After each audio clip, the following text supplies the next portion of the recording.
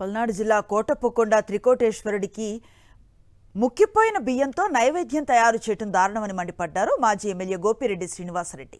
నైవేద్యం తిన్న అర్చకులు కడుపు నొప్పితో బాధపడుతున్నారని తెలిపారు. భక్తులు స్వామివారిపై ప్రసాదం తినలేక కోతులకు పెడుతున్నారని చెప్పారు.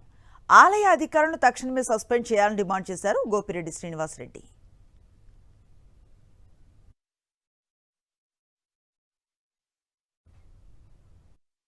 నైవేద్యం పెట్టిన తర్వాత అక్కడ పూజారులు కూడా ఆ నైవేద్యాన్ని స్వీకరించే కార్యక్రమం చేస్తారు.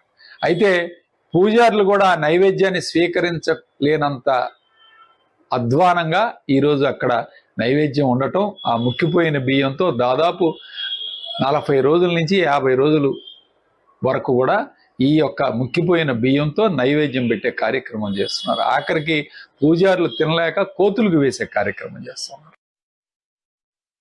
నైవేద్యం పెట్టిన తర్వాత అక్కడ పూజారులు కూడా ఆ నైవేద్యాన్ని స్వీకరించే కార్యక్రమం చేస్తారు.